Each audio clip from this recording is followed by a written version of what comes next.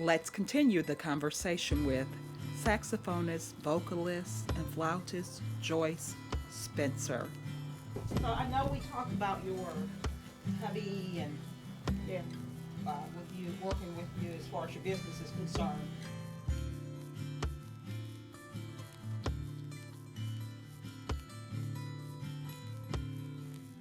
Uh, how many children do you have?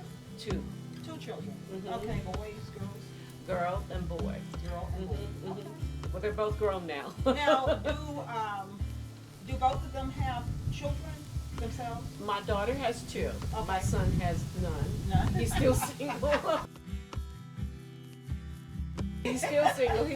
My daughter is 30 and my son is 22. So the daughter is the one with the Two kids. Yeah. two kids. How Mhm. old are the grandbabies? They are 2 and 10.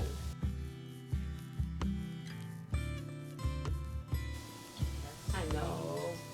That's The- so the 2-year-old. sweet. Oh my goodness. You know, at that age, they're all cute at that age. Right, right. Except when they're screaming at the top of their lungs because they want their way. Yes, yes, yes. No, they are cute. So I know the 2-year-old doesn't know very much about, I forgot what you told me you were called, grandmother. Nana. Nana. Okay, Mhm. you're Nana. I'm Nana. Okay, Nana, Nana. Nana, All right. Nana, Nana. That sounds like a song. But It anyway. does. We'll have to make a song That's called right. Nana Nana. I know the 2-year-old doesn't know what Nana does, Mhm. but the 10-year-old definitely does. Actually, they both know. Oh. Ali is the youngest, and when he'll come to my office, they both know. They knock before they come in Nana's studio. Yes. And he'll walk in and I'll play my sax and he'll just, be so thrilled about hearing it. And I'm hoping some of that will rub off on him. I don't know. But every now and then I have band rehearsal at my house. And one time we had band rehearsal and upstairs through the rail, he was just staring and staring and staring. And we saw him and the band thought it was cute. Right. But about 5-10 minutes later, there was an acoustic piano near where we were practicing. And he sat at the piano and he was trying to play with us. It was so cute. So that's sweet. what you do, to influence kids to be in music, sometimes you just have to be involved in music. They see it, they hear it, and who knows what's going to happen. Maybe one day he'll say, I want to play saxophone like Nana, or maybe he wants to play trumpet. It doesn't matter, just play music. They watch us. Mhm. They really do. They really do. I Mhm. have a 3-year-old granddaughter, and Mhm. last night my daughter called me and said, Mom, this is all you. I said, what did I do? She's sitting at my desk with the laptop, and I said, Morgan, what are you doing? She said, I'm working on these videos. See. So they do watch us. Mhm. They They watch do. us. That's absolutely. But they should be impressed with us grandmothers for all we do, you know? Yes, Because yes. they look at us and think, oh, y'all too old for this technology, but Right. look at you and I. We're I doing plan it. on stopping anyway soon. How about you? No. And then I've interviewed some grandmothers that have given me some inspiration that are older than we are. Yes. And they're still going. You know? Exactly. And I think that gives the younger generation to look and see grandmothers still going. It forces them to, you got to keep going. My grandma is still going. My Nana is still going. My Gigi is still going. Yes, My big exactly. mama is still going. My big mama, right? When Big Mama's still going, yes, baby. yes, indeed. When Big Mama's still going, I know we got to And keep we going. got to keep going because Mhm. Big Mama would be associated with us. And I don't Mhm. think there are very many. There may be some grandmothers our age that are referred to as Big Mama. But I think a lot of times when we think Big Mama, we may think maybe a little bit older. Yeah, and more matriarch, more. Yes, Because like the after, Queen of Queens. Yes, it's like my Aunt Rita. We called her the matriarch, my Yes. mom's sister. Mhm. And when my mom passed away last year, I looked at her and said, I always growing up called her my second mom because they looked a lot alike. And I always felt from a little child on until now felt so comfortable being in her home. But I said, Aunt Rita, you're the matriarch now.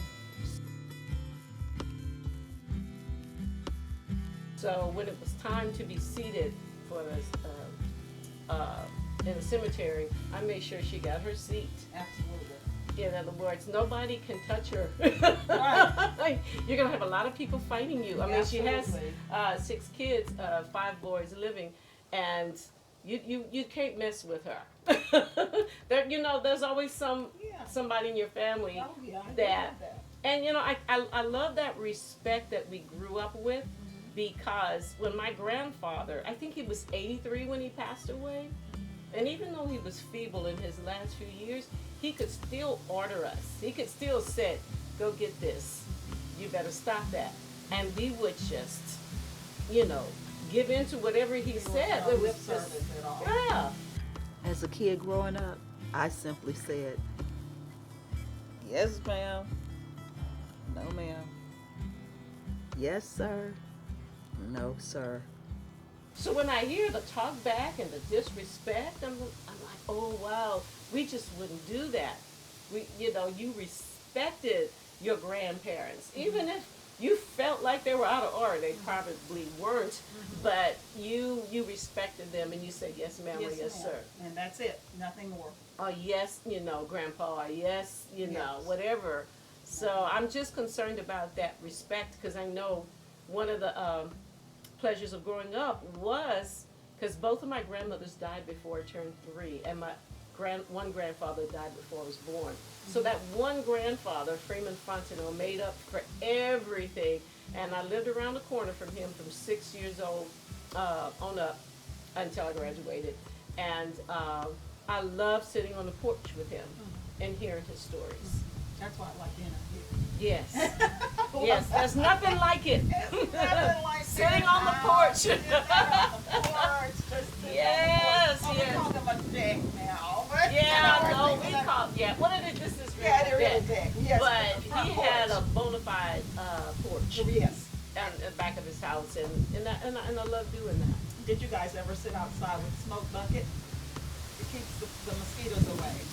You know what my auntie said? They used to do that. Yeah. But I don't remember doing that. I honestly don't, but I know that we did that. But at my mom's repast, it was at my grandfather's. We call it the homestead. My uncle took it over and renovated a place, and it's really nice. And he had a big, it looks like a big tire from a big tractor, and there was fire in the middle, and Yes. we stood around it, and Yes. that felt good. Yeah. See, You the know. only difference is that we had a big bucket. This, my friends, is a smoke bucket. At one point in time in life, there were no plants. It was filled with rags. And people would sit around outside, light the smoke bucket, and the mosquitoes were gone. Smoke bucket. Silver bucket, you know what I mean, baby? I don't want that tin can over there. but Okay. It's big and round, and they put old rags and everything in there, and we did the same thing, and we played outside all night. We just See, played outside, Mother May I, red light, everything. I remember those. Remember those? I sure do. And I think what my mom did, she sprayed us down with off. And it stinks, but it kept the mosquitoes out of us. And I grew up in South Louisiana, y'all. There are a lot of mosquitoes Oh, in South Louisiana. I'll tell you more about that in my story.